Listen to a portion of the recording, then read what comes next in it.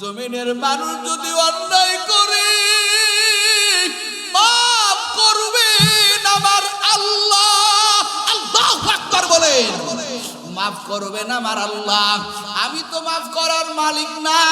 এবার জিবরাইল ডাক দেয়া কয় নবী, তাহলে আপনার কি মনে আছে আজ থেকে 40 দিন আগে আপনার দরবারে একটা যুবক আসছিল, গুনাহের কথা ব্যক্ত করেছিল, আপনি ওইখানে বলছিলেন মানুষ কি এত বড় অন্যায় করতে পারে? হুজুর গো, এই যুবকের অবস্থাটা কি আপনি এখন জানেন? বর্তমান কি হালাত? আমার নবী কয় না না, আমি তো তার অবস্থান জানি না। এবার জিবরাইল ডাক দিয়া কয় নবী, আপনি যখন বলেছেন এত বড় অন্যায় মানুষ করতে পারে, এই যুবক মায়ের কাছে যায় নাই, ছেলে মেয়ের কাছে যায় না,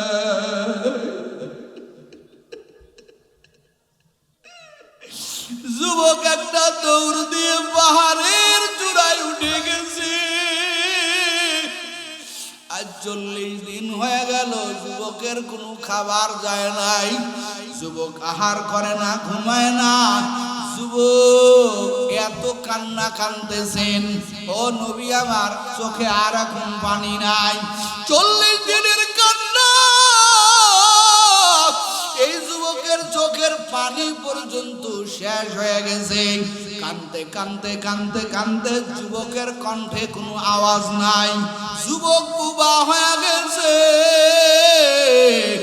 এখন চোখে পানির বদলে চোখ দিয়া ঝরঝর করে রক্ত পড়তেছে। যুবক আল্লাহর কাছে বলতেছে, রে মালিক, আমি এত বড় গুনাহগার, এই গুনার বোঝা মাথায় নিয়ে আমি আর বাড়ি যাব না। নবী পর্যন্ত আমার ব্যথা বুঝলো না, আমি কি করব? জিবরাইল ডাক দেয়া কয় নবী, তাড়াতাড়ি সাহাবীদের মাধ্যমে যুবকরে ওই পাহাড় থেকে আনেন। আমার আল্লাহ আবার দিয়া সুসংবাদ দিয়েছে, দুনিয়ার মানুষ তোমার অন্যায়টাকে বড় মনে করতে পারে, দুনিয়ার মানুষের কাছে তোমার গুনাহটা পাহাড় পরিমাণ হতে পারে, কিন্তু আমার মালিক আমার আল্লাহর কাছে কোনো গুনাহ বড় না রে যুবক। আমার নবীরে জানাইয়া দেয়, ও আল্লাহর পয়গম্বর, তাড়াতাড়ি যুবকরে আনেন, সুসংবাদ শুনাইয়া দেন। আমার আল্লাহ এই যুবকের জীবনের সব গুনাহ মাফ করে দিছে। এরে আল্লাহর বান্দারা, ও দিনাজপুরের যুবক, এই ময়দানে সবাই আমরা গুনাহগার। আমার আল্লাহর রহমতের দরজা খুলিয়া ডাকেন, এ বান্দা আসো, আমি আল্লাহর মতো গফফার আর কেউ নাই, আমি আল্লাহর মতো রহিম আর কেউ নাই। ওরে পর্দার আড়ালের আম্মা জান, কত তো নাফরমানি করলেন, কত তো বেপরদাগিরি করলেন, এখন কি মরার চিন্তা আসে নাই রে আম্মা জান? আর কয়দিন বাহাদুরি করবেন, আর কয়দিন নাফরমানি করবেন? ও কলিজার আমার যুবক, প্রতিদিন তোর মতো যুবকেরা কবরে চলে যাইতেছে রে বাবা। তুমি আমি যে গুনাহ করে জাহান্নাম জ্বলাইছি, আল্লাহ হাশরের ময়দানে বেনামাজি গুনাহগার গুলোরে ডাক দিয়া বলবেন, এ ফেরেশতারা, ও তো অস্বীকার করে, ওর সব তো এখন প্রমাণ হয়ে গেল নাফরমান, ও জাহান্নামী। এবার আমার আল্লাহ বলবেন, খুযু ফাগুল্লু সুম্মাল জাহিম ফাগুল্লু। আল্লাহ বলবেন, 70,000 শিকল লাগাইয়া ওরে ধর। আব্দুল্লাহ ইবনে আব্বাস আয়াতের ব্যাখ্যায় বলেন, শিকলটা কেমনে পেছানো হবে রে যুবক? বলে শিকলের একটা মাথাটা নাকের মধ্য দিয়া ঢুকাইয়া পাছার মধ্য দিয়া পিছনের রাস্তা দিয়া বাহির করবে, এভাবে পেঁচাইবে।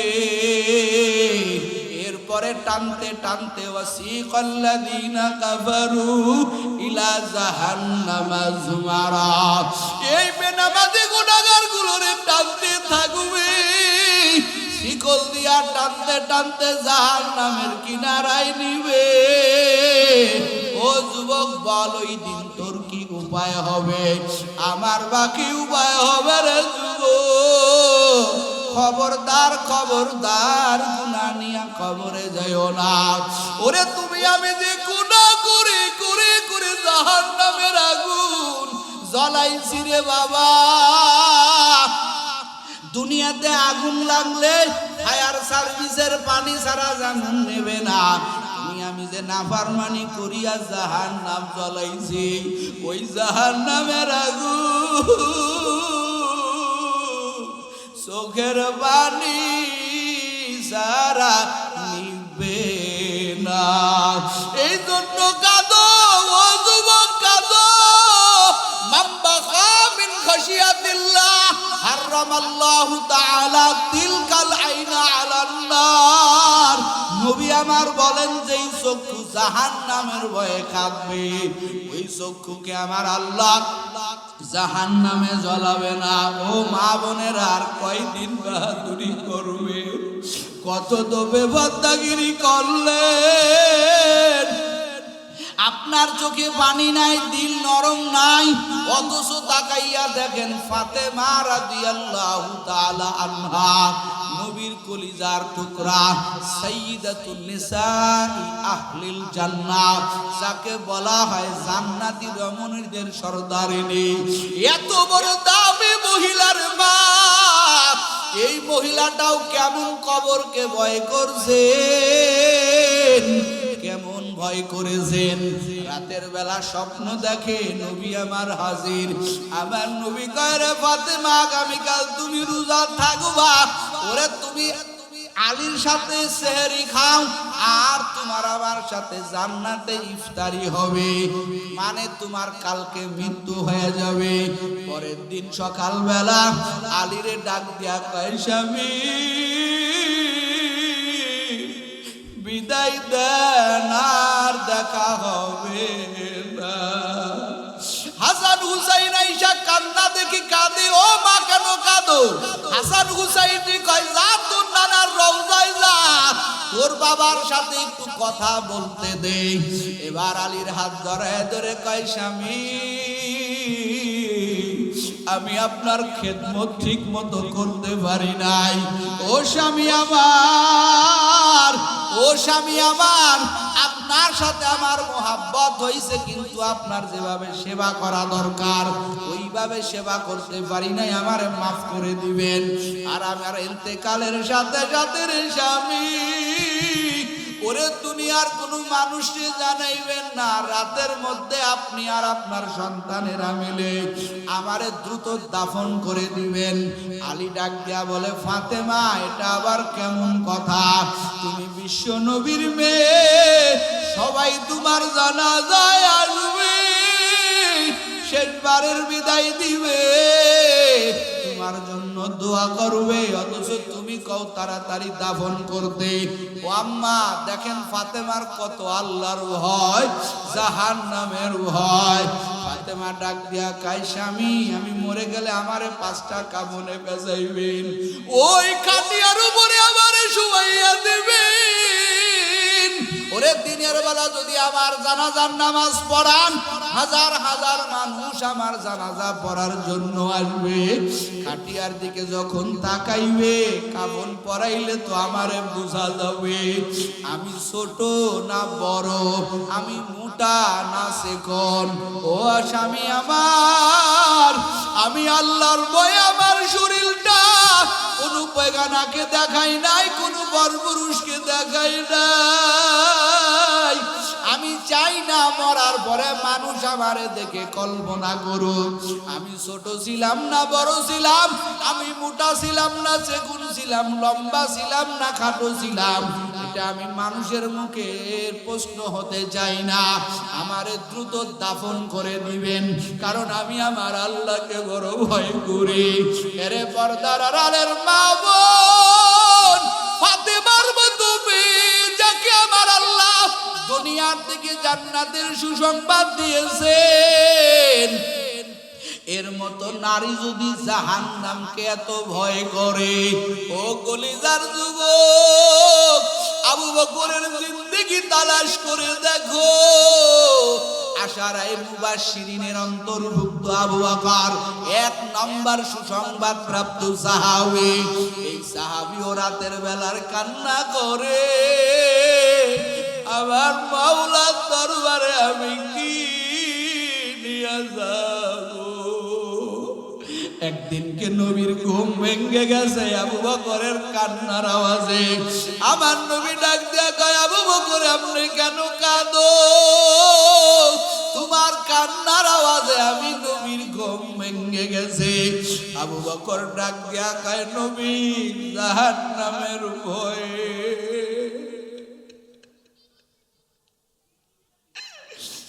হাসরের ময়দানে আমার আল্লাহ যদি আমারে বলে আমার আমল ভালো লাগে না, ওই দিনকে আমার কি উপায় হবে? আমি আবু বকরের জানা নাই। ও নবী আমার, ওই জাহান্নামের ভয়ে আমি কান্না করি। এরে যুবক, তোমার চোখে পানি নাই কেন? এই ময়দানে আশেপাশে তাকাইয়া দেখো, কত মানুষের চোখের গোড়ায় পানি চলে আসছে। গুনার কারণে চোখে পানি নাই, অন্তরটা শক্ত বানাইয়া ফেলছো। মনে করছো কিছুই হবে না, কিছুই হবে না, আজরাইলের থাবা সহ্য করতে পারবা না। ওই কবরে 70 থেকে 99টা সাপের দংশন সহ্য করতে পারবা না। এখন চিন্তা করো, গুনাহ নিয়া কবরে যাবা নাকি গুনাহ মুক্ত হয়ে কবরে যাবা? দুনিয়াতে একটা মশার কামড়, একটা বেতের বাড়ি সহ্য নেয় না। সামান্য ঠান্ডা, সামান্য গরম তুমি আমি সহ্য করতে পারি না রে যুবক। ওই কবরে সাপের দংশন কেমনে সহ্য করবা? তোমার আমার যখন জনমের মতো বিদায় দিবে, কাদেরকে আপন মনে করতেছ রে যুবক? তোরে একা একা বাসবাড়ারে রেখে আসবে, তোর কাছে কেউ যাবে না, তোর নাম্বারটা পর্যন্ত মোবাইল থেকে ডিলিট করে দিবে। বন্ধুরা বলবে নাম্বারটা রাইকা ফোনের জায়গা জুড়ে রাখবো না, তোমার আমার নাম্বারটা পর্যন্ত ডিলিট করে দিবে রে যুবক। এই তো দুনিয়ার বাহাদুরি ও বাপজানেরা, ও আমার কলিজার যুবক, ও হিলফুল ফজলের সংগঠনের ভাইয়েরা, ও পর্দার আড়ালে আমার মা বোনেরা, আমি গুনাহগার, আমার কোনো যোগ্যতা নাই। তবে মা, তোমার চোখ দিয়া দেখছো কত তোমার মতো মহিলারা চোখে ভর্তি কাপড় রাইখা, সাজসজ্জা রাইখা কবরে চলিয়া গেল। আপনিও তো কবরের বাসিন্দার মা। এই ময়দানে তওবা করেন, বহুত নামাজ কাজা দিছেন, আজকের এই ময়দানে তওবা করেন মা। আপনার মতো বহু মা আছে, খাস তো পর্দা করে, 5 বেলার নামাজ পড়ে, সকাল সন্ধ্যায় কোরআন তেলাওয়াত করে, স্বামী গরিব হইলেও আল্লাহর কাছে চোখের পানি জমা দেয়, আর কাঁদে বলে আল্লাহ আমার স্বামী আমারে যতটুকু দেয় আলহামদুলিল্লাহ। ওরে খাস ভাবে চলে, আপনি কেন পারবেন না? ও আমার বোনেরা, তোমার মতো হাজার বোন আছে, স্কুল কলেজে পড়ে, পর্দা করে, কোনো পুরুষের সাথে দেখা যায় না। আমার আল্লাহর ভয়ে ও কলিজার যুবকেরা, জানি না আর দেখা হবে কিনা। আমি গুনাহগার, তোদের পায়ে হাত দিয়া বলি, আর দাড়িতে খুল লাগাইয়া আমার নবীর কষ্ট দিও না, আর নামাজ কাজা দিয়া নিজেরে জাহান্নামী বানাইও না। করছো বহুত গুনাহ করছো, দুইটা ওয়াদা দাও, গুনাহ করব না, গুনাহ হয়ে গেলে গুনাহ তওবার দ্বারা রাখবো না। কারা কারা পারবা দুটো হাত তওবার নিয়তে মালিক রে দেখায়া দাও। নারায়ে তাকবীর। ও দয়ার মালিক, গুনাহ, এখানে আমরা সবাই গুনাহগার আল্লাহ, তওবার জন্য তুমি ডাকো, নিয়ত করার জন্য হাত উঠাইতেছি আল্লাহ, তোমার রহমতের ফেরেশতারা নূরের ক্যামেরা দিয়া ভিডিও করতেছে, তওবা কবুল করে নাও। আয় আল্লাহ, থেকে আমাকে আপনাকে যাচাই বাছাই করে মনোনীত করে এই কোরআনের বাগানে আসবার এবং বসবার তৌফিক দান করে, সেজন্য আপনারা খুশি না বেজার?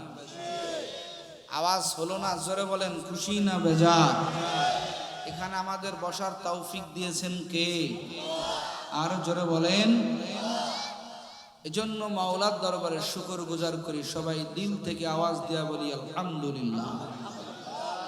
আর একটু জোরে বলেন আলহামদুলিল্লাহ। হামদ বেহাত মার খুদায়ে পাকেরা, আকে ইমাদাদ মুশতে খাকেরা।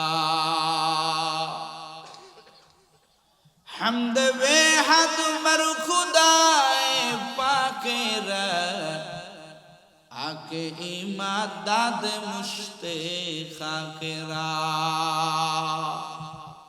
বড় মেহেরবান খুদা, যে আল্লাহ আমাকে আপনাকে মানুষ বানাইছেন।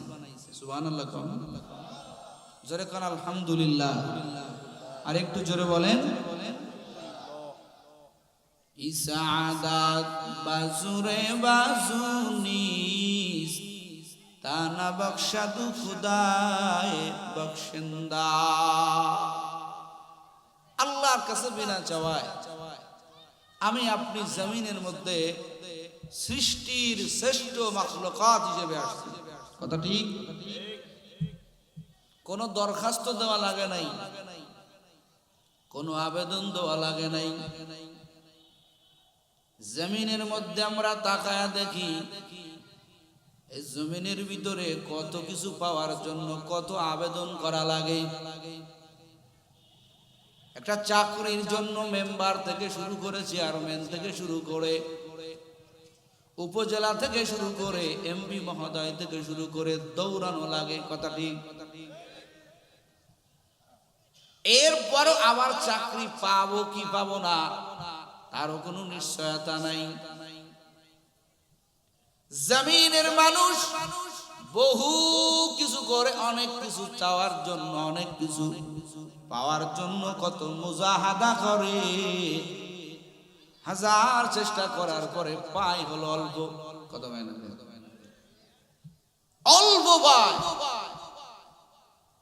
তারপরে নিজের অনেক চেষ্টার ফসলের ফলে অনেক কিছু উপার্জন, অনেক শ্রম দেওয়ার পরে জমিনের মানুষ অল্প কিছু পায়। কিন্তু আমার এমন মাওলা, আমার খালেক, এমন মাওলা আমার মালিক। ও দিনাজপুরের যুবকেরা, বিরলের যুবকেরা, পর্দার আড়ালের আম্মা জানেরা, আমার মাওলা বিনা দরখাস্তে আমাকে আপনাকে সৃষ্টির শ্রেষ্ঠ জাতি বানাইছে। এর জন্য আমরা বিন্দু পরিমাণ আল্লাহর কাছে কোনো আবেদন করি?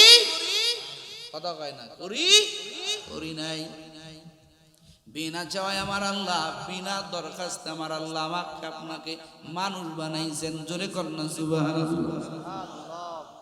এই আল্লাহর বান্দারা, এই যে আমরা আপনারা যে জমিন দেখতেছি, এই জমিনটা সর্বপ্রথম আমার আল্লাহ বানাইয়া জিন জাতিকে আমার আল্লাহ বললেন তোরা বসবাস কর। কোন জাতি রে? কথা কয় না, কোন জাতি? ওয়াজ কিন্তু কলিজায় নিয়ে যাইতে হবে, সুরের দিকে খালি ফলো করলে হবে না। এটা টার্গেট নিয়ে বসছি আপনাদের কাছে কিছু কথা বলার জন্য। আমার চাইতে জ্ঞানে গুণে অনেক উলামায়ে কেরাম আছে, অনেক দূর থেকে আসছি। যদি উঠাউঠির ব্যারাম দেখান মোনাজাত দিয়ে চলে যাব।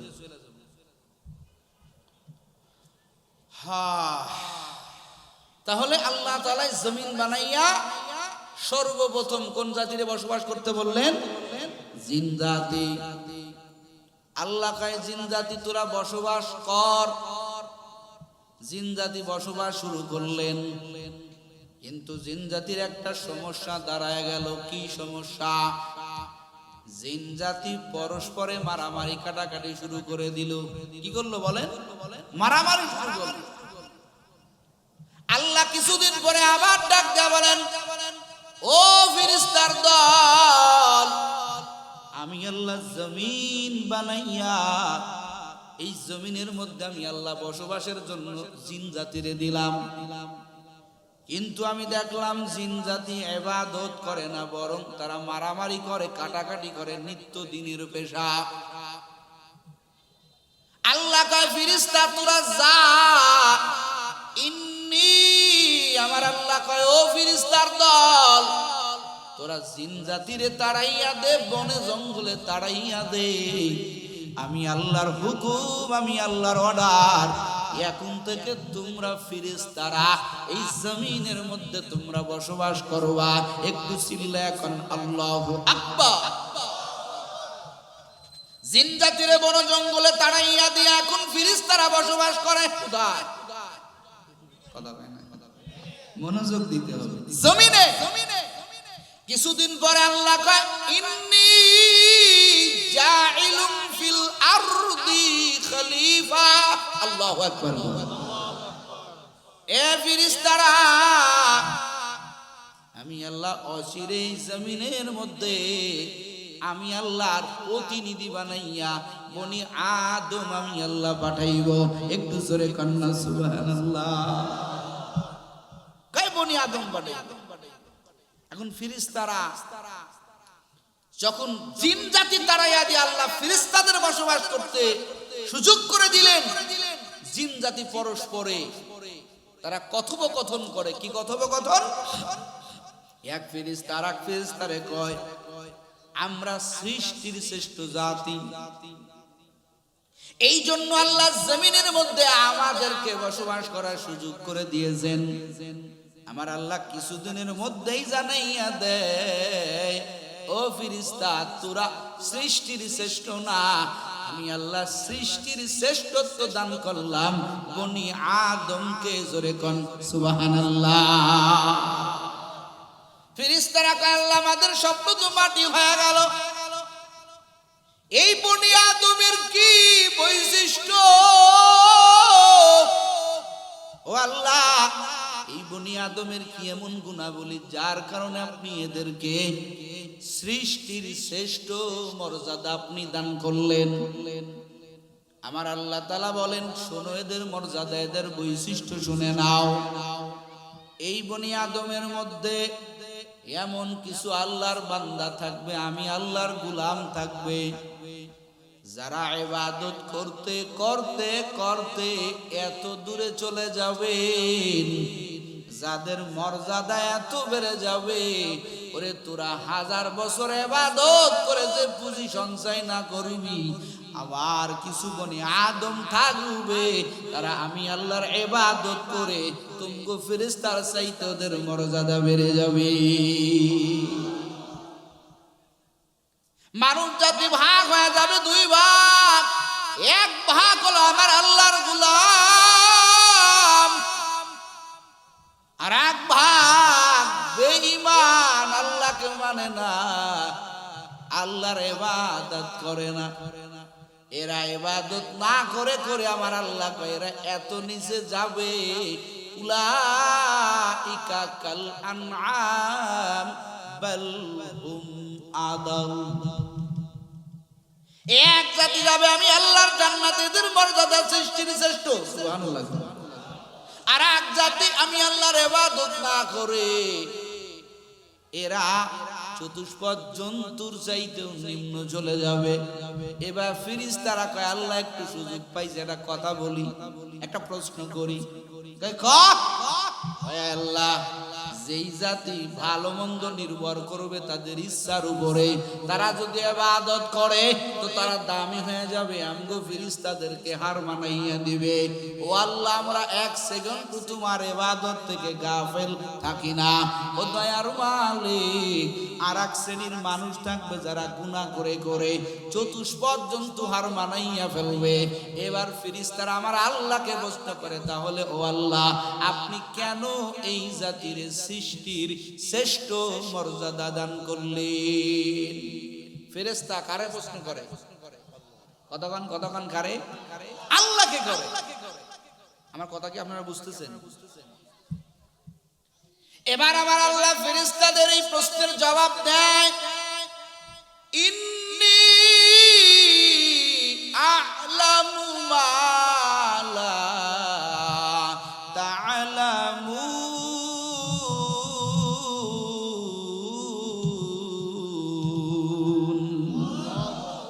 আল্লাহ কয়, এ ফেরেশতার দল, আমি যেটা জানি রে সেটা তোমরা জানো। আল্লাহ কয়, তোদের প্রশ্নের জবাব না, আমি কেন সৃষ্টির শ্রেষ্ঠ মর্যাদা দান করলাম সেটা আমি আল্লাহ জানি, তোমরা জানো না।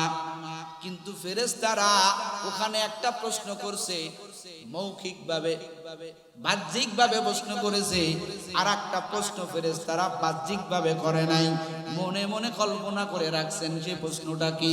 ও আল্লাহ, আমরা এক সেকেন্ড বসে থাকি না, এক সেকেন্ড তোমার ইবাদত থেকে গাফেল থাকি না, অথচ যেই জাতি তুমি বানাইয়া সৃষ্টির শ্রেষ্ঠ মর্যাদা দান করলেন, ও আল্লাহ, এই জাতির চাইতে আমরাই তো দামি।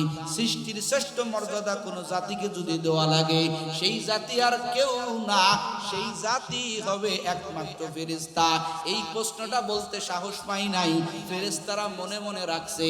ও বিরলের মুসলমান, দিনাজপুরের মুসলমান, বলেন তো, মনে মনে কিছু যদি জমা রাখা হয়, দুনিয়ার কেউ জানেন না, একজন জানেন, তিনি কে? জোরে ফেরেশতারা কয়, আল্লাহ, বনি আদমকে আপনি সৃষ্টির শ্রেষ্ঠ মর্যাদা দিলেন, যারা এক সেকেন্ড কি তারা ইচ্ছা করলে নাকি উপার্জন করবে, ইচ্ছা করলে গুনাহ কামাই করবে, এই জাতিরে দিলেন সৃষ্টির শ্রেষ্ঠ মর্যাদা। আর আমরা এমন জাতি, আমরা খাই না, ঘুমাই না, স্ত্রী নাই, ছেলে নাই, মেয়ে নাই, কিচ্ছু নাই, আমরা অল টাইম আপনার ইবাদত করি, তো হিসেবে তো আমরা সৃষ্টির শ্রেষ্ঠ হওয়ার উপযোগী। কথা কোন ঠিক? এই প্রশ্নটা ফেরেশতারা মনে মনে করছে, প্রকাশ্যে বলতে পারেন নাই। কিন্তু আপনাদের কাছে আবারও বলি, বলেন তো, মনে মনের প্রশ্নটাও জানেন কে? আরো জোরে বলেন কে? আমার আল্লাহ কয়, বান্দা, হাদিসে কুদসির মধ্যে পাওয়া যায়, আনা ইনদা জন্নি আবদি বি। বান্দা, তুমি যেমন হবা আমি আল্লাহ তেমন হব। এ বান্দা, তুমি কঠোর হবা, আমি আল্লাহ তোমার সাথে কঠোর। বান্দা, তুমি নরম হয়ে চলবা, আমি আল্লাহ তোমার সাথে নরম। ফেরেশতারা প্রশ্ন যেমনে করে, আমার আল্লাহ জবাবও সেমনে দেয়। মনে মনে প্রশ্ন করে, আমার আল্লাহ মনে মনেই জবাব তাদেরকে বুঝাইয়া দেয়। এবার ফেরেশতারা আরেকটু চিন্তা গভীর করলো, কেরে আল্লাহ কেন বনি আদমরে সৃষ্টির শ্রেষ্ঠ মর্যাদা দিল, আমগো কেন দিল না? আল্লাহ তাদের বোঝার মতো পরিবেশ তৈরি করে দিল। কি পরিবেশ? এই আপনারা জানেন ফেরেশতারা খায়, একটু জবাব দিবেন, খায়। ফেরেশতা গো সদাই করার টেনশন আছে না? আপনাদিকের ফেরেশতারা করে আবার, হ্যাঁ? ফেরেশতারা খায় না, ঘুমায় না, স্ত্রী নাই, ছেলে নাই, মেয়ে নাই, এরা অল টাইম আল্লাহর ইবাদত করে। আর একটা আপনাদের কাছে প্রশ্ন করি, বলেন তো, ফেরেশতারা কি গুনাহ করতে পারে? কথা কয় না, পারে? ফেরেশতারা গুনাহ করতে পারে না, গুনাহ করার শক্তি দেন নাই কে?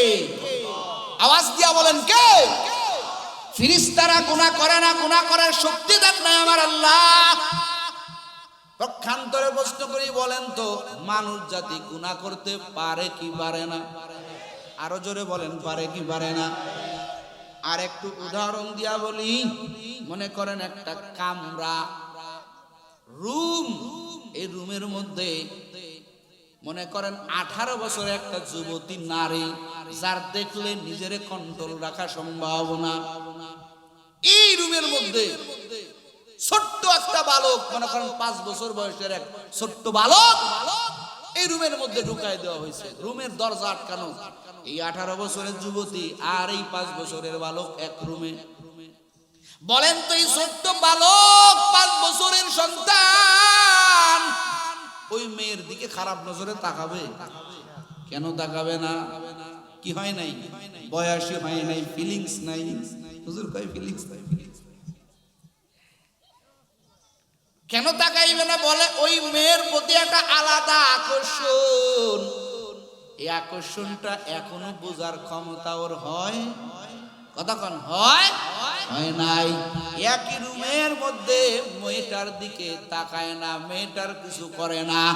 বলে এই ছেলেটা, এই সন্তানটা ওই মেহের মহিলার থেকে এই যে আকামে আগাইলো না, জিনার দিকে আগাইলো না, খারাপ কাজের দিকে আগাইলো না, এই যে না আগার কারণে এই ছোট্ট বালকের কি কোনো নেকি হবে? কতক্ষণ নাকি হবে? হবে না। এ যদি ওখান থেকে বেঁচে আসে, দুনিয়ার মানুষের কাছে পুরস্কার নাই, আল্লাহর কাছে পুরস্কার নাই।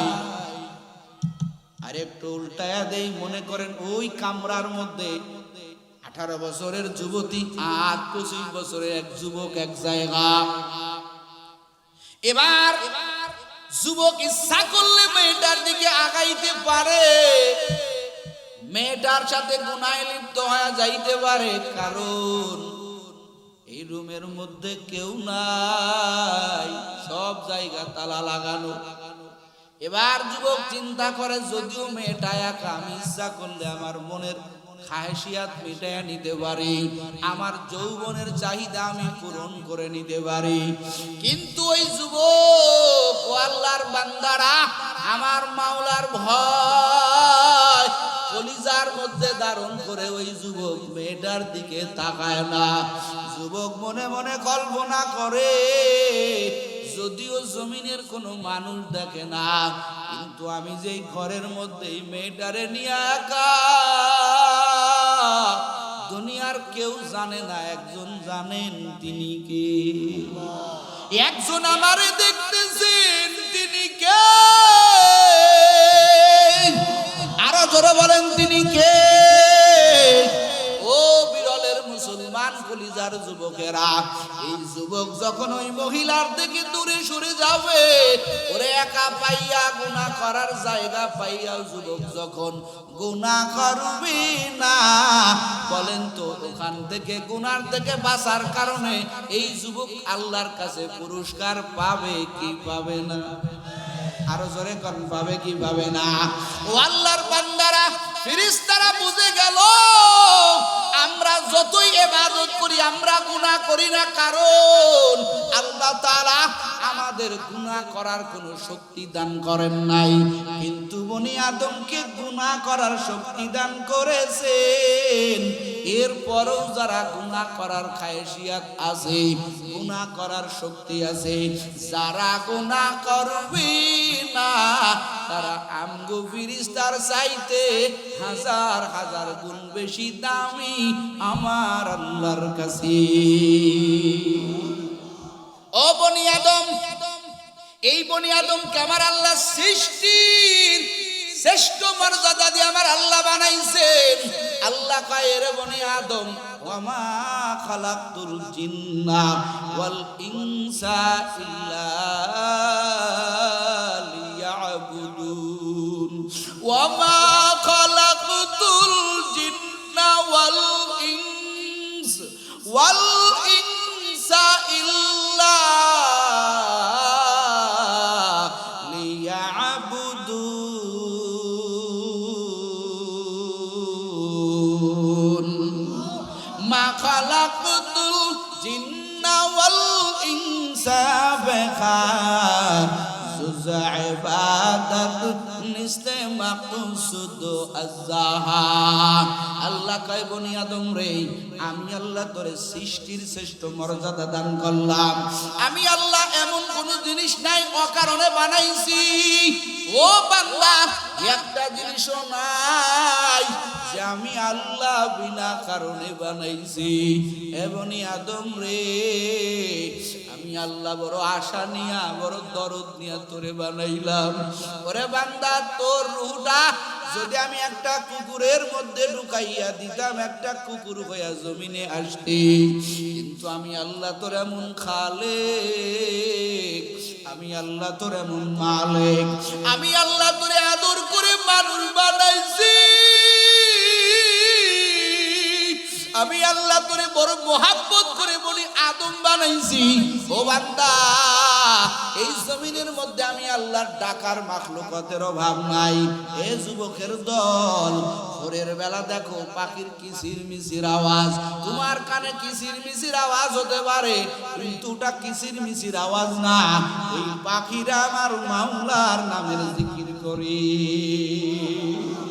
ও শুধু তাই না, মৌমাছির দেখো না, ওরে মৌমাছি উড়ে উড়ে গুনগুন করে করে করে করে উড়ে ওই ফুলের থেকে মধু আহরণ করে বাসায় জমা করে। কিন্তু মৌমাছি যখন ওড়ে, তুমি আমি শুনি গুনগুন শব্দের আওয়াজ, কিন্তু মৌমাছি গুনগুন করে না। মৌমাছি যায় আর আমার মাওলার নামের জিকির করে। ওই কক্সেস বাজারে যাবার সমুদ্রের ঢেউয়ের আওয়াজ, ওটা তো আওয়াজ না, ওই পানিও আমার মাওলার নামের জিকির করে। জোরে বলেন না বাবা, আল্লাহু আকবার। ও যুবক দিনাজপুরে আমার কলিজার বাবারা, পর্দার আড়ালের আম্মা জানেরা, আমার মাওলা কয় রে বনি আদম, এরা এত আমারে ডাকে, আমি আল্লাহ তো মজা পাই না। ও ফেরেশতারা, তোরা অল টাইম রুকু অবস্থায় থাকো, অল টাইম তোরা সিজদা করো, তোদের ইবাদতে আমি আল্লাহ তো মজা পাই না। আমার মাওলা কোথায় মজা পায় জানো রে যুবক? আমার মাওলা ওই জায়গা মজা পায় যখন বান্দা অন্যায় করে পাহাড় পরিমাণ গুনাহ নিয়া, বান্দা যখন মনে করে আরে আমি তো বড় অন্যায়কারী, আমি তো বড় জালেম, আমার মতো জালেম এই জমিনে কেউ নাই। ওই বান্দা যখন আমার কুদরতি পায়ে কবর লাগাইয়া, আমার বান্দা যখন আমারে ডাক দেয়, আল্লাহ কয় ওই ডাকের ভিতরে যে কি মজা আমি আল্লাহ পাই। আমি আল্লাহ কই বান্দা তুই ডাকো কেন, তুই আমারে ডাকো। ফাযকুরুনি আযকুরুকুম আশকুরুলি ওয়ালা তাকফুরুন।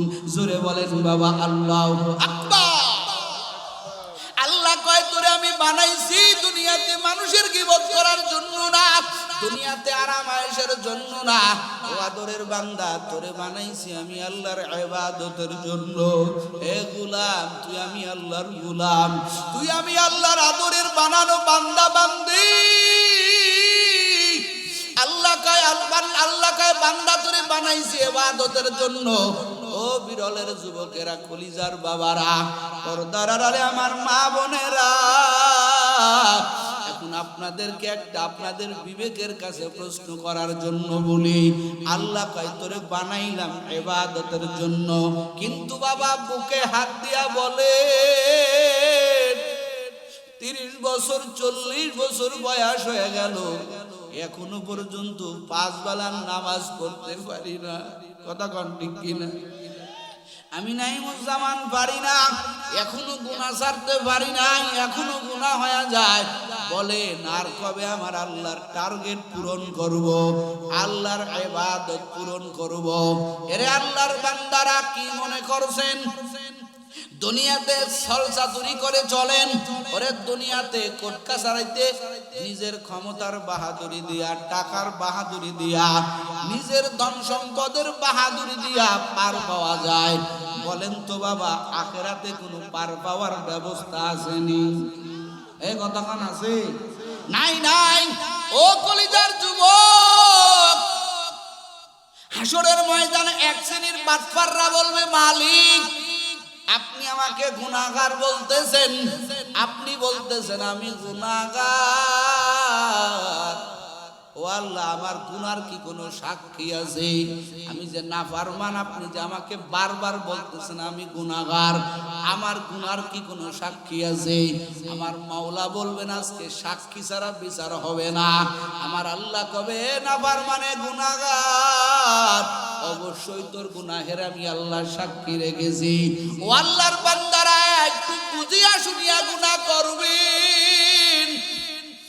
আজকে আপনাদের সামনে কয়েকটা সাক্ষীর কথা আলোচনা করব। কিতাবের মধ্যে পড়েছি, বান্দা যখন বলবে আমি গুনাহগার না, আমি গুনাহ করি নাই, প্রমাণ কি? আমার আল্লাহ তখন সেই বেনামাজি গুনাহগারের বিরুদ্ধে আমার আল্লাহ 8টা সাক্ষী দায়ের করবেন। জোরে বলেন কয়টা? জোরে কর। ও বাবারা, গুনাহ তো করতেছেন, এই সাক্ষীগুলোর এড়াইয়া যদি করতে পারেন করবেন। আর যদি মনে করেন না এই সাক্ষীগুলো এড়াইয়া আমি তো গুনাহ করতে পারি না, তাহলে বাবা তওবা করবেন। আমার আল্লাহ প্রথম সাক্ষী হাজির করবেন। এ জমিনের মাটি আসো, আমার এই বেনামাজি গুনাহগার বান্দা কয় ওর গুনার বলে কোনো সাক্ষী নাই। বলেন তো বাবা, যেখানে আমি আপনি গুনাহ করেছি ওইখানে মাওলার জমিন ছিল কি ছিল না? কথা কয় না, ছিল না? আল্লাহ কোরআনে অগ্রিম মেসেজ দিয়া দিয়েছেন, ইয়াউমা ইদিন তুহাদ্দিসু আখবারাহা বিআন্না রাব্বাকা আওহা লাহা। এ যুবক, আমার আল্লাহ ডাক দিয়া বলবেন, এ জমিনের মাটি আসো, আমার এই বান্দা কয় ও বলে গুনাহ করে নাই। এ জমিন তোর জবানটা আজকে খুলিয়া দে রে যুবক। যেই জমিনের জন্য পাগল তুমি, পাগল আমি, পাগল বাড়ি করবা, গাড়ি করবা, জমিন কিনবা, অমুক শহরে বাড়ি করবা, দিনাজপুর শহরে বাড়ি করবা, হালাল হারামের খবর নাই, জমির পিছনে দৌড়াইতেছো। মোহাব্বতের ডাক দিয়া বলো, জানেন হুজুর এই জমি আমার, এই জমি আমার, এই জমি আমার। এরে যুবক, ও পর্দার আড়ালের আম্মা জানেরা, ওরে আমার কলিজার মায়েরা, কলিজার যুবকেরা, যেই জমিনকে তুমি বলতেছো জমিন আমার, কিন্তু কোরআন খুলিয়া দেখো জমিন তো তোমার না। আল্লাহ হাসরের ময়দানে বলবেন, জমিন তোর জবান খুলিয়া দে, তোর উপরেই তো দাঁড়াইয়া দাঁড়াইয়া আমার এই বান্দা অন্যায় করেছে। বলেন তো বাবা, যেখানে অন্যায় করছি ওইখানে জমিন ছিল কি ছিল না? আরো জোরে বলেন। ও আল্লাহর বান্দারা, জমিন জবান খুলিয়া দিবে, জমিন বলবে মালিক, ও আল্লাহ তোমার এই বান্দা আমার উপরে দাঁড়াইয়া এই এই এই এই অন্যায় করেছে, আমি ওই বান্দার সাক্ষী, ও যা বলছে মিথ্যা বলছে। এ যুবক, জমিনের ভিতরে বাহাদুরি করিয়া চলো, জমিনের ভিতরে দম্ভ বড়াইয়া চলো। তুমি তো জানো না জমিনের মাটি প্রতিদিন আমাদেরকে সম্বোধন করে বলে, এ বনি আদম বাহাদুরি করিও না, আমি জমিন, আমার মধ্যে একদিন আশা লাগবে, আমি একদিন তোমার জন্য এমন ঘর হয়ে যাব, আনা বাইতুল ওয়াহদা, আনা বাইতুল ওয়াহশা, আনা বাইতুল দিল্লাহ, আনা বাইতুল উরফাতুদ্দুদ। এ জমিনের মানুষ, আমি জমিন একদিন তোমার জন্য একাকিত্বের ঘর হয়ে যাব, আমি জমিন তোমার জন্য অন্ধকার ঘর হয়ে যাব, আমি জমিন তোমার জন্য একদিন সাপ বিচ্ছুর ঘর হয়ে যাব। এরে জমিনের মানুষ, আমার মধ্যে আসতে হলে খবরদার আমল ছাড়া কেউ পারবা না। আল্লাহ বলবেন জমিন তোর সাক্ষী। এখানে অনেক লোক বলতে পারেন হুজুর আমি প্লেনে চড়ে চড়ে গুনাহ করব তো জমিন দেখবে না, তাহলেই তো আমি পার হয়ে যাব। না বাবা, আরো সাক্ষী কয়টা আছে? কথা কয় না, 7টা আছে। ও আল্লাহর বান্দারা, 1 নম্বর তোমার আমার বিরুদ্ধে হাসরের ময়দানে আল্লাহর কাছে সাক্ষী দিবেন জমিন। 2 নম্বর, এটা আমার আল্লাহ কোরআনে ফাঁস করে দিয়েছেন, আল ইয়াউমা নাখতিমু আলা আফওয়াহিহিম ওয়া তুকাল্লিমুনা আইদিহিম ওয়া তাশহাদু আরজুলুহুম বিমা কানু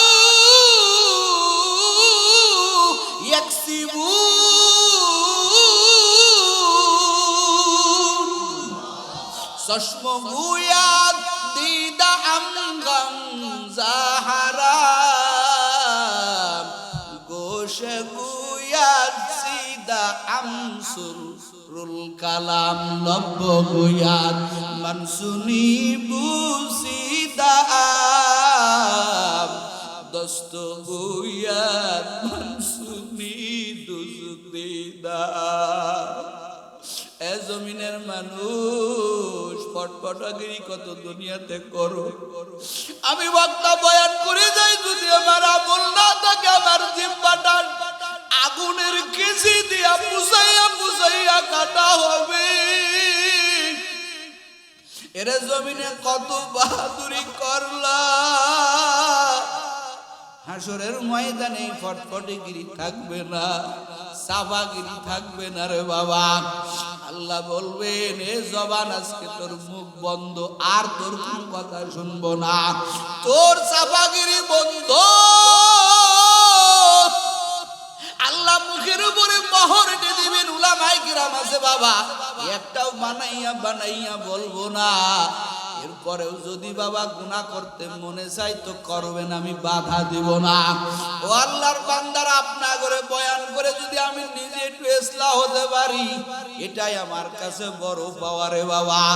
2 নাম্বার সাক্ষী আমার আল্লাহ, জবানটা তো মোহর এঁটে দিবেন। 2 নাম্বার সাক্ষী, ও যুবক তুমি আমি যেখানে গুনাহ করেছি এই হাত ছিল কি ছিল না? কথা কয় না, ছিল না? এই হাত দিয়া অন্যের মাল নিয়েছো, হাত দিয়া অন্যায় ভাবে একজনকে আঘাত করেছো, হাত দিয়া কত মানুষের অন্যায় ভাবে পিটাইছো, হাত দিয়া ফেসবুকে যুবক একজন আলেমের বিরুদ্ধে লেখছো। এ যুবক, কোন হাতের তুই সাক্ষী বানাইতেছো? হাতটাকে মনে করতেছো হাত আমার? না রে বাবা না। কোরআন কি বলে? কোরআন বলে হাত আমার না, হাত আমার আপন না, অথচ কোটি কোটি টাকা হাতের পিছনে ব্যয় করতেছো। ভেঙ্গে গেছে, ও দিনাজপুরে ভালো হয় নাই, ঢাকা যাব, ঢাকায় ভালো হলো না, সিঙ্গাপুরে যাব। কিন্তু কোরআন কি কয়? এই হাত তোমার আমার বিরুদ্ধে সাক্ষী দিবে রে যুবক। 2 নাম্বার সাক্ষী আল্লাহ বলবেন হাত। এ বান্দা তো কয় ও বলে গুনাহ করে নাই, হাত বলবে আল্লাহ বলো নাফরমান। ওই বান্দা আমি হাতের দ্বারা এই এই এই এই অন্যায় করেছে। এবার আল্লাহ 3 নাম্বার সাক্ষী ধরেন। 3 নাম্বার সাক্ষী আমার আল্লাহ হাজির করবেন। আল্লাহ বলবেন এ পাপ বল তোর দ্বারা কি কি অন্যায় করেছে। ওয়াতাশহাদু আরজুলুহুম বিমা কানু ইয়াকসিবুন। এরে কলিজার যুবক, পায়ের জবান খুলে যাবে। ও যুবক, এখানে মাহফিল চলে, হিলফুল ফুজুলের সংগঠনের মাহফিল। তুমি খাতার দোকানে দৌড়াইতেছো দৌড়াইতেছো দৌড়াইতেছো, তোমার পা ওখানেই চলবে, তোমার কপাল বড় পুরা। তুমি এই ময়দানে আল্লাহ ওয়ালাদের উলামায়ে কেরামের খাঁটি বুজুর্গদের বয়ান শুনতে তোমার পা আগায় না। এ যুবক হাইটা হাইটা বান্ধবীর সাথে দেখা করতে গেছো, কিন্তু আমার আল্লাহ দিনে একবার না দুইবার না 5 বার তোমাকে ডাকছেন। কয়বার ডাকছে? কয়বার? আল্লাহ তাআলা বলছেন ডাকটা তো মুয়াজ্জিনের না, ডাক কার? জোরে কোন? মুয়াজ্জিন সাহেব বলেন আসসালাতু খায়রুম মিনান নাউম। আল্লাহ কয় ও বান্দা, এটা তো মুয়াজ্জিনের ডাক না, আমি আল্লাহ তোরে ডাক দেই আসো। তোর পা দিয়া হেঁটে হেঁটে মসজিদে আয়, এটাও সাক্ষী হয়ে থাকবে। ওরে কলিজার যুবক, তোমার পা ভালো কাজে লাগে নাই, নেতা ডাকছে দৌড়াইয়া গেছো, ও নেত্রী ডাকছে দৌড়াইয়া গেছো, কিন্তু আল্লাহ ওয়ালারা তোমার বাড়ির আশেপাশে আসছেন, উলামায়ে কেরাম তোমার বাড়ির আশেপাশে আসছেন। তুমি কেমন কপাল পুরা, তোমার সেলিব্রিটি গায়ক গায়িকার মঞ্চে তুমি পাগলের মতো হুন্ডা নিয়ে দৌড় দাও। ও আল্লাহর বান্দারা, ও কলিজার যুবক, তোমার কপাল এমন পুরা, বাড়ির পাশে কোরআনের বাগানের আলোচনা হয়, তোমার কপাল টানে না, তুমি এই সুন্দর জান্নাতি বাগানে আসতে পারো না। কথা কোন ঠিক কিনা? তোমার পা কিন্তু সাক্ষী হয়ে যাইতেছে। তো 3 নাম্বার সাক্ষী গেল পা। ও যুবক, 4 নাম্বার সাক্ষী আমার আল্লাহ কোরআনে বয়ান করেন যে 4 নাম্বার সাক্ষী হবে কান। জোরে কোন কি? জোরে কোন? আরে যুবক, রাতের বেলা কানের মধ্যে হিন্দি গানের আওয়াজ দিয়া ঘুমাইয়া যাও, যাইনি? আপনার এলাকার যুবকেরা মনে হয় শোনে না, হিন্দি গান শোনে। কি শোনে ও জানে, ওর আল্লাহ জানে। কি বোঝে আর না বুঝে। আমার বহু বোনেরা, আমার বহু মায়েরা মোবাইল টিপা শিখে গেছে, অল টাইম মোবাইল নিয়ে ব্যস্ত। মোবাইলে কি শোনে আর কি বলে আর কি করে। আমার কলিজার যুবকেরা মনে হয় 24টা ঘন্টার মধ্যে 2-1 ঘন্টা একটু ঘুমায়, আর বাকি অল টাইম মোবাইলের পিছনে সময় দেয়। আল্লাহর বান্দারা, বহু যুবকের তো রাতে গানের আওয়াজ ছাড়া ঘুম আসে না। হিন্দি গানের আওয়াজ দিয়ে, রে যুবক, তুমি রাত্রে বেলা ঘুমাইয়া গেলা।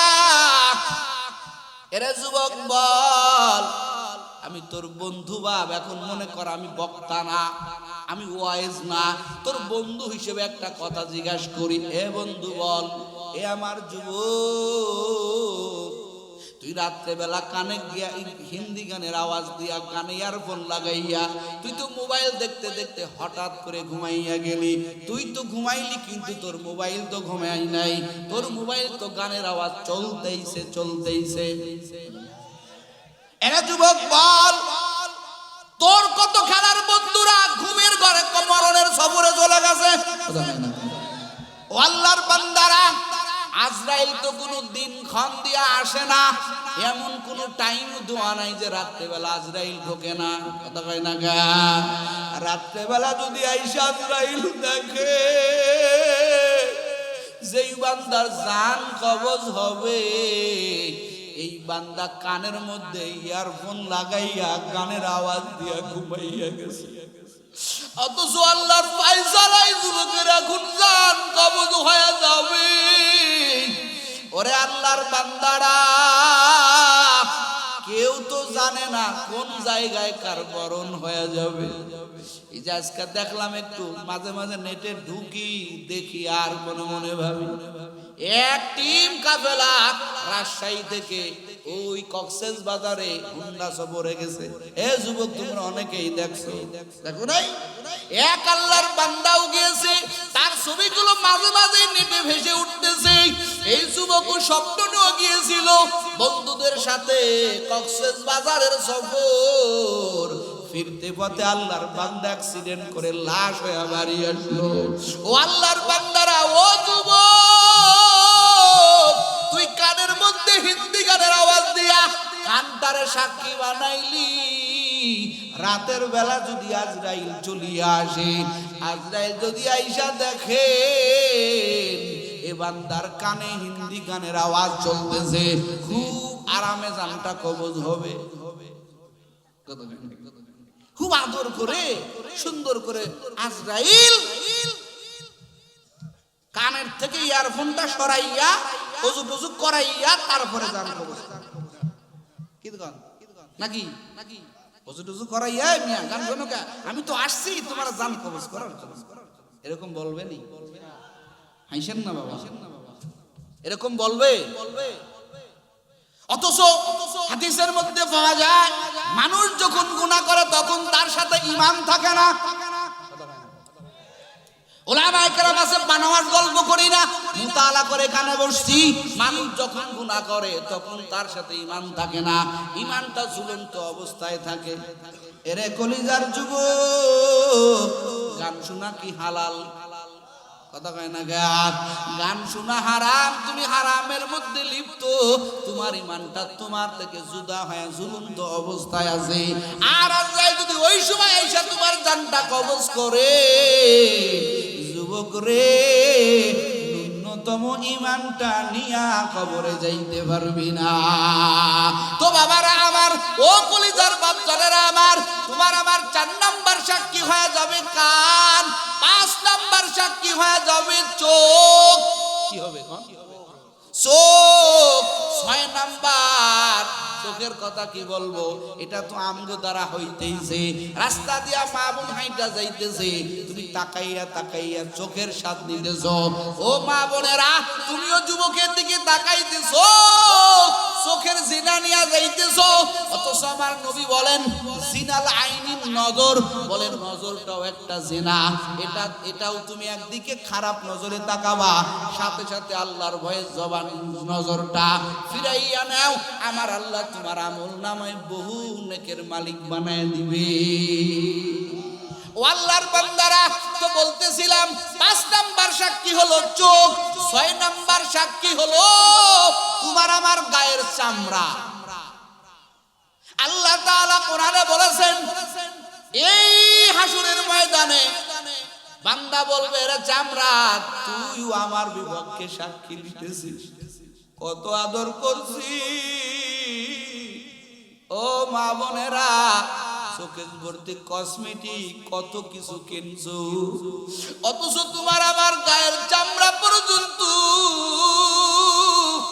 আল্লাহর দরবারে সাক্ষী দিবে। 6 নাম্বার চলিয়া গেল, 7 নাম্বার সাক্ষী হবে রে বাবা। আমার আল্লাহ তাআলা কোরআনে হাকিমের মধ্যে বয়ান করে বলেন, কিরামান কাতিবিনা ইয়ালামুনা মা তাফআলুন।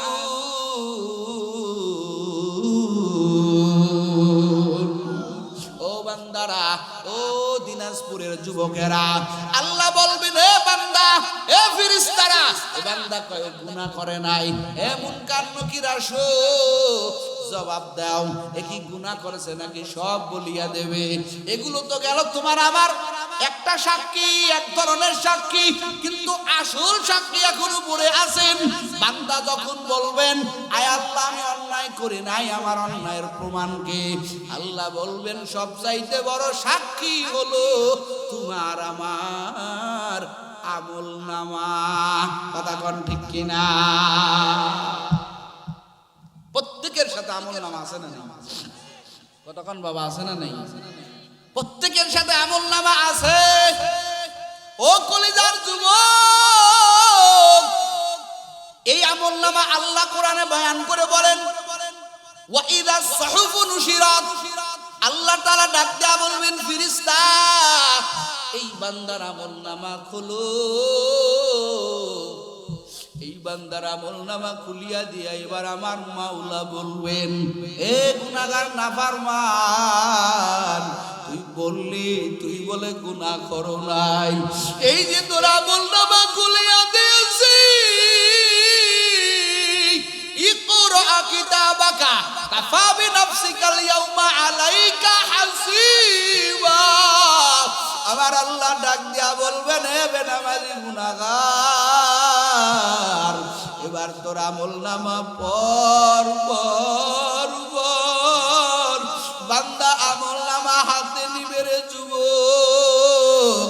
হাতে নিয়া বান্দা বলবেন মালি হাদাল কিতাব, মালি হাদাল কিতাব লা ইউগাদিরু সাগীরাতাও ওয়ালা কাবীরা ওয়ালা কাবীরাতান ইল্লা আহসাহা। বান্দা আমল নামা হাতে নিয়ে বলবে আল্লাহ তুমি কি লেখছো রে? ওরে আমি কোনদিন ছোট্ট একটা অন্যায় করেছি? ওরে আমার থেকে ছোট একটা অন্যায় বাদ পড়ে নাই, আমার থেকে বড় একটা অন্যায় বাদ পড়ে নাই। আল্লাহ তাআলা এবার বলবেন এ ফেরেশতারা এই বেনামাজি নাফরমানের এবার শিকল লাগা। ও কলিজার বাবারা, ও পর্দার আড়ালের আম্মা জানেরা, বলেন তো এই 8টা সাক্ষী যদি আমার আপনার সাক্ষী দেয়, বলেন তো বাঁচার কোনো উপায় আসেনি? এ বাবা সলসাতুরি করে পার পাওয়া যাবে? কতক্ষণ যাবে? এ বাবা এখানে যারা আছেন আমি মনে করি আমার মতো গুনাহগার এই ময়দানে কেউ নাই। এখন মনে মনে সবাই কল্পনা করতেছেন, মনটা এতক্ষণের বয়ানে আমার মনে হয় কিছুটা হলেও নরম হয়েছে। আসলেই তো গুনাহ করেছি, আসলেই তো বাঁচার উপায় নাই। এই সাক্ষীগুলো আমগো সাথে সাথে আছে, একটা সাক্ষীও কেউ মাইনাস করার কোনো উপায় জোরে গন উপায় নাই। তো এখন আমি কি করব? এখন আমি কি করব? আল্লাহ কয়বার আল্লাহ আশার বাণী শুনাইয়া দেয়, কুল ইয়া ইবাদিয়াল্লাযীনা আসরাফু আলা আনফুসিহিম লা তাকনাতু মির রাহমাতিল্লাহ ইন্নাল্লাহা ইয়াগফিরু জামিআ ইন্নাহু হুয়াল গফুরুর রহিম। আল্লাহ কয় বিনামাজিরা, এ গুনাহগারেরা, আমি আল্লাহর মতো গাফফার আর কেউ নাই, আমি আল্লাহর মতো রহমান আর কেউ নাই, আমার মতো গফফার আর কেউ নাই। এরে তুই কত গুনাহ করছিস? ওরে তোর গুনাহ যদি আসমান পর্যন্ত হয়ে যায়, ওরে বান্দা আমি আল্লাহ এমন রহমান, একটাবার যখন তুই আমারে আল্লাহ কয়া ডাকবি। এ বাবারা, এ দিনাজপুরের যুবকেরা, আমার মাওলা কয় বান্দারে, ওরে দুনিয়ার মানুষ অন্যায় করলে মানুষ পুলিশ লাগায় দেয় তারে শাস্তি দেওয়ার জন্য, অথচ আমার মালিক দুনিয়ার মানুষ যদি অন্যায় করে আমার মাওলা রহমতের দরজা খুলে দিয়া ডাক দেয়, আসো আলামিন মুস্তাগফিরিন ফাআগফির আলাহ। আল্লাহ কয় নাফরমানেরা, এ গুনাহগারেরা, ওরে আমি আল্লাহর মতো গফফার কেউ নাই, আমি আল্লাহর মতো রহমান কেউ নাই। তোর গুনাহ জমিনের মানুষ বড় মনে করতে পারে, আমি আল্লাহরে একটাবার তুই একটাবার ডাকবি, আমি আল্লাহ ক্ষমা না করে পারবো না। বিখ্যাত ফকির একজন বুজুর্গ বান্দা, নাম তার হলো আবুল্লাহ সমরকান্দি রহমাতুল্লাহি আলাইহি। তার একটা কিতাব যেটা মুসলমানের জন্য সতর্কের কিতাব, যেই কিতাবটার নাম তামবিহুল গাফিলিন, তামবিহুল মুসলিমিন, বলে গাফেলদের জন্য সতর্ক। এই আল্লাহর বান্দা কিতাবের মধ্যে একটা ওয়াকিয়া লেখেন, আল্লাহর নবীর সাহাবী হযরত উমর রাস্তা দিয়া হেঁটে যাইতেছেন, এক যুবক পথের ভিতরে বসে বসে এমন কান্না কাঁদতেছেন, ওরে যার কান্না মনে হয় গাছের পাতা ঝরে পড়বে। ওমরের মতো একজন সঙ্গে দিলের ব্যক্তি যার ভিতরে শুধু কঠোরতা কঠোরতা কঠোরতা, কিন্তু কিতাব লেখেন ওমরের এই যুবকের কান্নায় মায়া লাগাইয়া দিল। ওমর কয়, রে যুবক, তোর কান্না আমার কলিজার ভিতরে গিয়া লাগতেছে। এ যুবক, মায়ুবুকি কাইয়া সাবন, এ যুবক তুই কোন কারণে কাঁদো? তোর কি হয়েছে আমাকে কি বলা যায় না? আমাকে বলো তুই কেন কান্না করো? এবার যুবক কয়, রে উমর, তোমার কাছে বলে আমার কোনো উপায় হবে না। রে উমর, রহমাতুল্লিল আলামিনের কাছে কি আমার একটু নিয়ে যাবা? আমি যে কত বড় জালিম, ওরে আমি নবীর কাছে বলে মনে হয় শান্তি পাবো, আমার একটা রাস্তা বাহির করে দিবে। এ উমর, আমাকে একটু নিয়ে চলো। এবার উমর কয়, ঠিক আছে আমার সাথে চলো। উমর সাহাবী এই যুবককে নিয়ে রওনা হয়ে গেল নবীর ঘরের দরজার কিনারায় বসাইয়া। উমর কয়, যুবক ভাই তুমি বসো, আমি একটু আগে নবীর থেকে অনুমতি নিয়ে আসি। উমর যাইয়া নবীর সামনে কাঁদতেছেন। নবী আমার ডাক দিয়া বলে, উমর তুমি কেন কান্না করো? তুমি কেন কাঁদো? বলো তুমি কেন কাঁদো?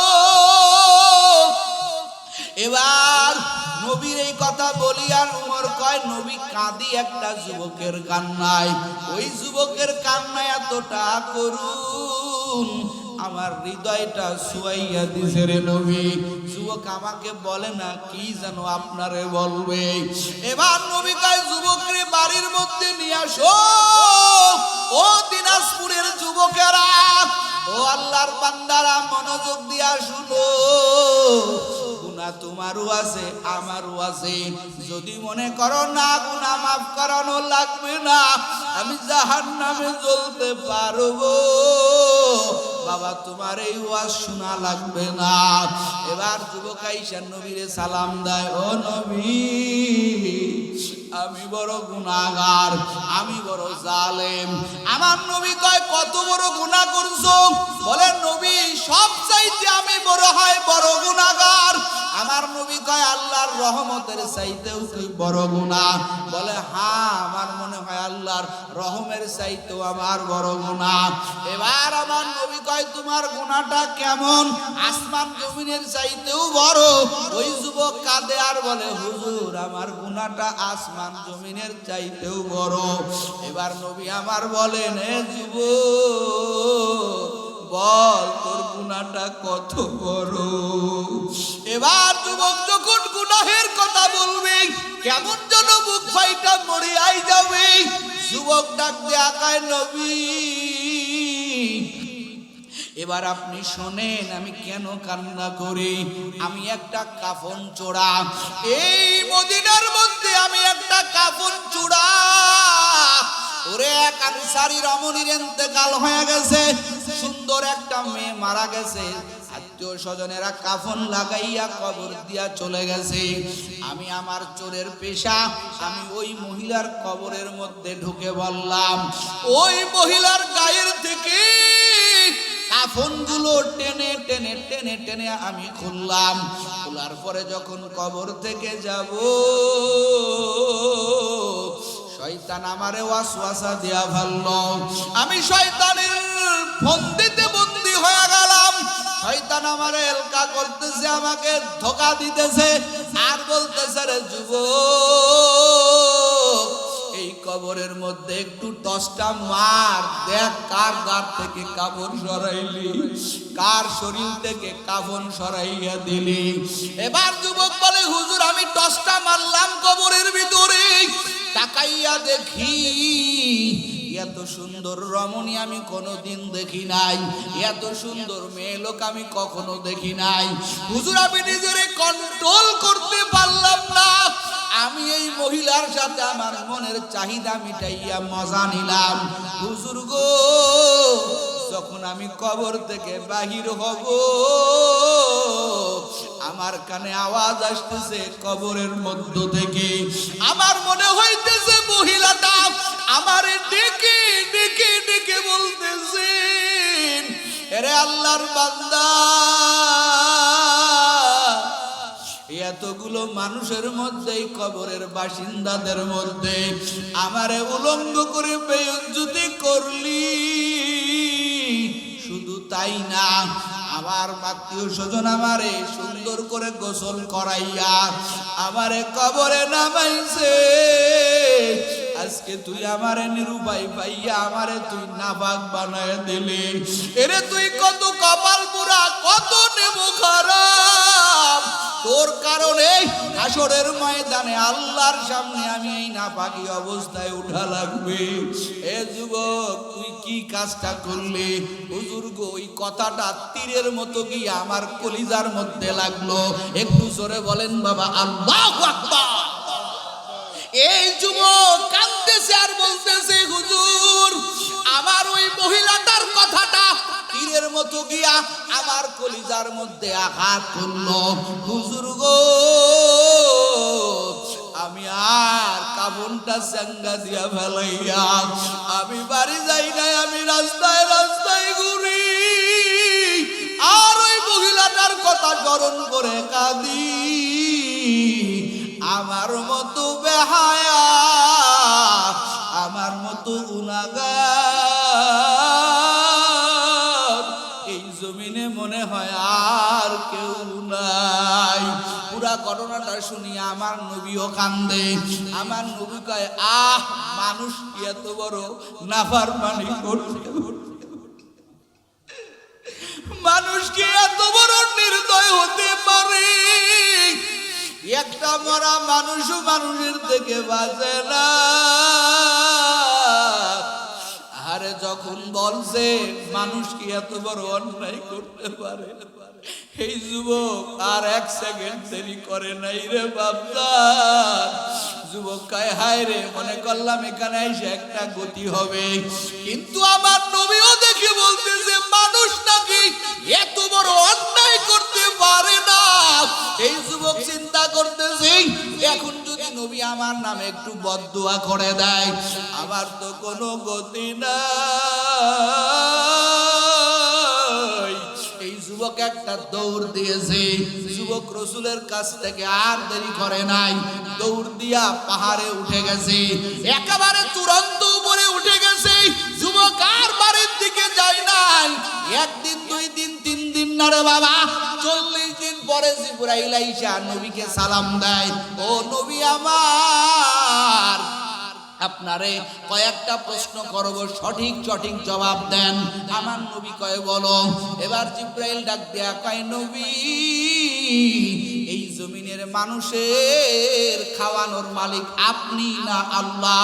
বলেন তো আমাদের রিজিক দাতাকে? আরো জোরে বলেন। আমার নবী কয়, জিবরাইল কেমন প্রশ্ন করো? আমি কেন মানুষকে খাওয়াইতে যাব? আমাকেও তো একজন খাওয়ান, তিনি কে? আরো জোরে বলেন, কে? আমাকেও একজন খাওয়ান, তিনি আমার মালিক, আমার মাওলা, আমারে খাওয়ায়। জিবরাইল এবার কয়, আপনার দ্বিতীয় প্রশ্ন, এই জমিনের মানুষের হায়াত কে দেয়, আপনি দেয় না আল্লাহ দেয়? এবার নবী আমার কয়, আমি তো হায়াতের মালিক না, আমাকেও তো বাঁচায় রাখছেন আমার আল্লাহ, আমি কেন মানুষকে হায়াত দিতে যাব? এবার জিবরাইল ডাক দেয়া কয়, নবীরে 3 নাম্বার প্রশ্ন, জমিনের মানুষ যদি গুনাহ করে, এটা কি আপনি মাফ করবেন না আল্লাহ মাফ করবেন?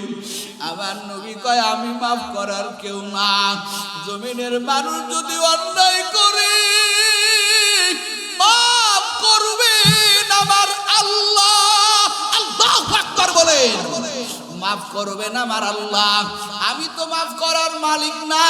এবার জিবরাইল ডাক দেয়া কয়, নবী, তাহলে আপনার কি মনে আছে আজ থেকে 40 দিন আগে আপনার দরবারে একটা যুবক আসছিল, গুনাহের কথা ব্যক্ত করেছিল, আপনি ওইখানে বলছিলেন মানুষ কি এত বড় অন্যায় করতে পারে? হুজুর গো, এই যুবক যুবকের অবস্থাটা কি আপনি এখন জানেন? বর্তমান কি হালাত? আমার নবী কয় না না, আমি তো তার অবস্থান জানি না। এবার জিবরাইল ডাক দিয়া কয় নবী, আপনি যখন বলেছেন এত বড় অন্যায় মানুষ করতে পারে, এই যুবক মায়ের কাছে যায় নাই, ছেলে মেয়ের কাছে যায় না,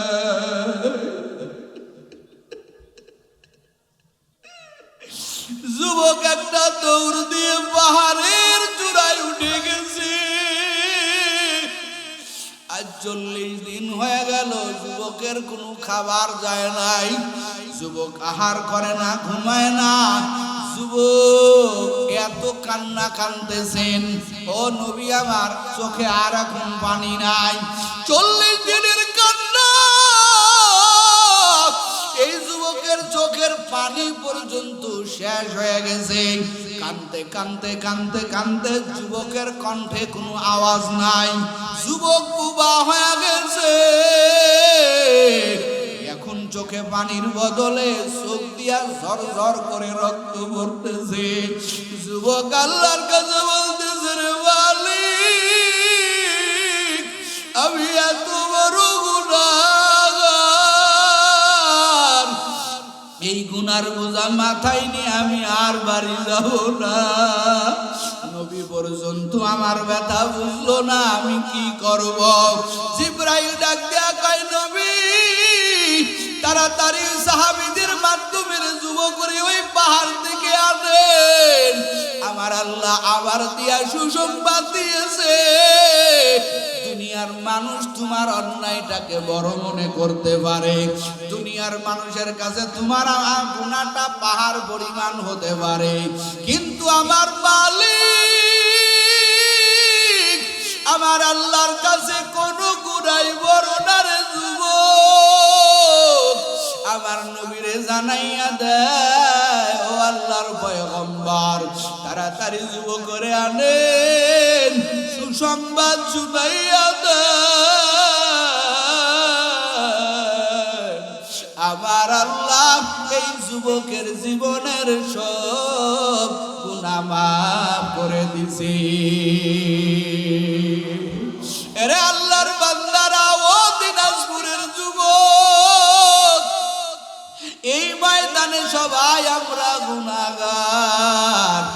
আমার আল্লাহর রহমতের দরজা খুলিয়া ডাকেন, এ বান্দা আসো, আমি আল্লাহর মতো গফফার আর কেউ নাই, আমি আল্লাহর মতো রহিম আর কেউ নাই। ওরে পর্দার আড়ালের আম্মা জান, কত তো নাফরমানি করলেন, কত তো বেপরদাগিরি করলেন, এখন কি মরার চিন্তা আসে নাই রে আম্মা জান? আর কয়দিন বাহাদুরি করবেন, আর কয়দিন নাফরমানি করবেন? ও কলিজার আমার যুবক, প্রতিদিন তোর মতো যুবকেরা কবরে চলে যাইতেছে রে বাবা। তুমি আমি যে গুনাহ করে জাহান্নাম জ্বলাইছি, আল্লাহ হাশরের ময়দানে বেনামাজি গুনাহগারগুলোরে ডাক দিয়া বলবেন, এ ফেরেশতারা, ও তো অস্বীকার করে, ওর শব্দ এখন প্রমাণ হয়ে গেল নাফরমান, ও জাহান্নামী। এবার আমার আল্লাহ বলবেন, খুযু ফাগুল্লু সুম্মাল জাহিম সাল্লু। আল্লাহ বলবেন, ৭০,০০০ শিকল লাগাইয়া ওরে ধর। আব্দুল্লাহ ইবনে আব্বাস আয়াতের ব্যাখ্যায় বলেন, শিকলটা কেমনে পেছানো হবে রে যুবক? বলে শিকলের একটা মাথাটা নাকের মধ্য দিয়া ঢুকাইয়া পাছার মধ্য দিয়া পিছনের রাস্তা দিয়া বাহির করবে, এভাবে পেছাইবে। এরপরে টানতে টানতে ওয়াসিকাল্লাযীনা কাফারু ইলা জাহান্নামা যুমারা, এই বেনামাজি গুনাহগারগুলোরে টানতে থাকবে, শিকল দিয়া টানতে টানতে জাহান্নামের কিনারায় নিবে। ও যুবক, বল ওই দিন তোর কি উপায় হবে? আমার বাকি উপায় হবে রে যুবক। খবরদার খবরদার গুনাহ নিয়া কবরে যাইও না। ওরে তুমি আমি যে গুনাহ করে করে করে জাহান্নামের আগুন জ্বলাইছি রে বাবা, দুনিয়াতে আগুন লাগলে ফায়ার সার্ভিসের পানি ছাড়া জাহান্নাম নেবে না। তুমি আমি যে নাফরমানি করিয়া জাহান্নাম জ্বলাইছি, ওই জাহান্নামের আগুন চোখের পানি সারা নিবে না। এই জন্য কাঁদো ও যুবক কাঁদো, মাম্বাকা মিন খাশিয়াতিল্লাহ হারামাল্লাহু তাআলা তিলকাল আইনা আলান নার। নবী আমার বলেন যেই চক্ষু জাহান্নামের ভয়ে কাঁদবে, ওই চক্ষুকে আমার আল্লাহ জাহান্নামে জ্বলাবে না। ও মা বোনের আর কয়দিন বাহাদুরি করবে? কত তো বেপরদাগিরি করলেন, আপনার চোখে পানি নাই, দিল নরম নাই, অথচ তাকাইয়া দেখেন ফাতেমা রাদিয়াল্লাহু তাআলা আনহা, নবীর কলিজার টুকরা, সাইয়্যিদাতুন নিসাই আহলিল জান্নাহ, যাকে বলা হয় জান্নাতি রমণীদের সর্দারিনী, এত বড় দামি মহিলার মা, এই মহিলাটাও কেমন কবরকে ভয় করছেন, কেমন ভয় করেছেন। রাতের বেলা স্বপ্ন দেখে নবী আমার হাজির। আমার নবী কয় রে ফাতেমা, আগামীকাল তুমি রোজা থাকবা, ওরে তুমি আলীর সাথে সেহরি খাও, আর তোমার আমার সাথে জান্নাতে ইফতারি হবে, মানে তোমার কালকে মৃত্যু হয়ে যাবে। পরের দিন সকালবেলা আলীরে ডাক দিয়া কয় স্বামী বিদায় দেন, আর দেখা হবে না। হাসান হুসাইন আইসা কান্না দেখি কাঁদে, ও মা কেন কাঁদো? হাসান হুসাইন কয় যা তোর নানার রওজায় যা, তোর বাবার সাথে একটু কথা বলতে দে। এবার আলীর হাত ধরে ধরে কয় স্বামী আমি আপনার খেদমত ঠিক মতো করতে পারি নাই। ও স্বামী আমার, ও স্বামী আমার, আপনার সাথে আমার মোহাব্বত হইছে, কিন্তু আপনার যেভাবে সেবা করা দরকার ওইভাবে সেবা করতে পারি নাই, আমারে মাফ করে দিবেন। আর আমার ইন্তেকালের সাথে সাথে রে স্বামী, ওরে দুনিয়ার কোনো মানুষকে জানাইবেন না, রাতের মধ্যে আপনি আর আপনার সন্তানেরা মিলে আমারে দ্রুত দাফন করে দিবেন। আলী ডাক দিয়া বলে ফাতেমা এটা আবার কেমন কথা? তুমি বিশ্ব নবীর মেয়ে, সবাই তোমার জানাজায় আসবে, শেষবারের বিদায় দিবে, তোমার জন্য দোয়া করবে, অথচ তুমি কও তাড়াতাড়ি দাফন করতে। ও আম্মা দেখেন ফাতেমার কত আল্লাহর ভয়, জাহান্নামের ভয়। ফাতেমা ডাক দিয়া কয় স্বামী আমি মরে গেলে আমারে 5টা কাফনে বেজাইবেন, ওই খাটিয়ার উপরে আমারে শুয়াইয়া দিবেন। ওরে দিনের বেলা যদি আমার জানাজার নামাজ পড়ান, হাজার হাজার মানুষ আমার জানাজা পড়ার জন্য আসবে, খাটিয়ার দিকে যখন তাকাইবে কাফন পরাইলে তো আমারে বোঝা যাবে আমি ছোট না বড়, আমি মোটা না চিকন। ও স্বামী আমার, আমি আল্লাহর ভয়ে আমার শরীরটা কোন বেগানাকে দেখাই নাই, কোন পরপুরুষকে দেখাই নাই। আমি চাই না মরার পরে মানুষ আমারে দেখে কল্পনা করুক আমি ছোট ছিলাম না বড় ছিলাম, আমি মোটা ছিলাম না চিকন ছিলাম, লম্বা ছিলাম না খাটো ছিলাম, এটা আমি মানুষের মুখে প্রশ্ন হতে চাই না। আমারে দ্রুত দাফন করে দিবেন, কারণ আমি আমার আল্লাহকে বড় ভয় করি। এরে পর্দার আড়ালের মা বোন, ফাতেমার মতো মেয়ে যাকে আমার আল্লাহ দুনিয়ার থেকে জান্নাতের সুসংবাদ দিয়েছেন, এর মতো নারী যদি জাহান্নামকে এত ভয় করে, ও কলিজার যুবক, আবু বকরের জিন্দেগি তালাশ করে দেখো, আশারায়ে মুবাশশিরিনের অন্তর্ভুক্ত আবু বকর 1 নম্বর সুসংবাদ প্রাপ্ত সাহাবী। এই সাহাবীও রাতের বেলার কান্না করে, আমার মাওলার দরবারে আমি কি নিয়ে যাব। একদিনকে নবীর ঘুম ভেঙে গেছে আবু বকরের কান্নার আওয়াজে। আমার নবী ডাক দিয়া কয়, আবু বকর আপনি কেন কাঁদো? তোমার কান্নার আওয়াজে আমি নবীর ঘুম ভেঙে গেছে। আবু বকর ডাক দিয়া কয়, নবী জাহান্নামের ভয়ে।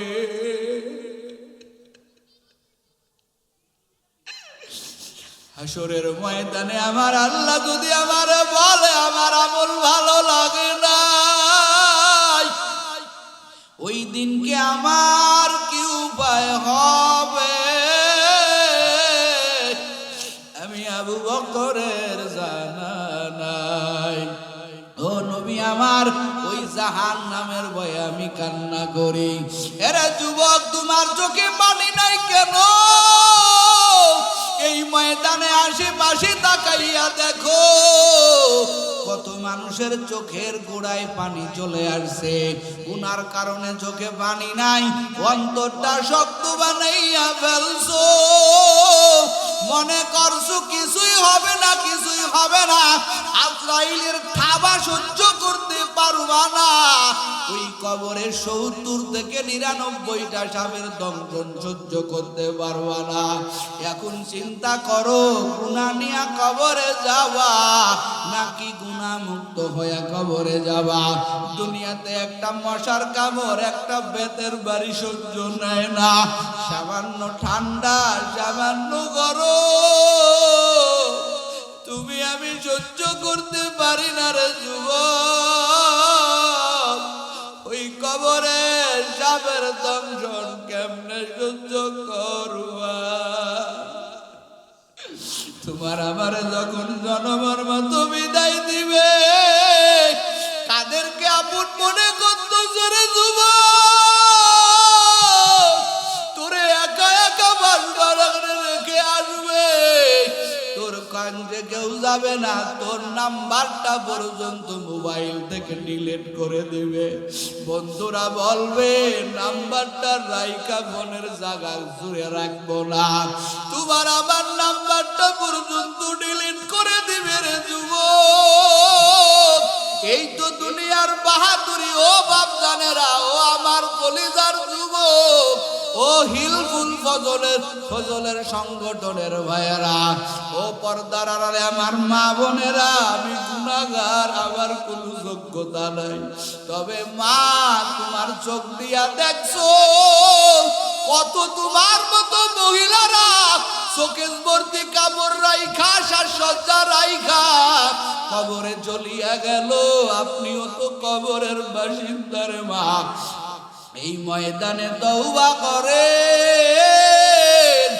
বহুত নামাজ কাজা দিছেন, আজকের এই ময়দানে তওবা করেন মা। আপনার মতো বহু মা আছে, খাস তো পর্দা করে, 5 বেলার নামাজ পড়ে, সকাল সন্ধ্যায় কোরআন তেলাওয়াত করে। স্বামী গরিব হইলেও আল্লাহর কাছে চোখের পানি জমা দেয় আর কাঁদে, বলে আল্লাহ আমার স্বামী আমার যতটুকু দেয় আলহামদুলিল্লাহ। ওরে খাস ভাবে চলে, আপনি কেন পারবেন না?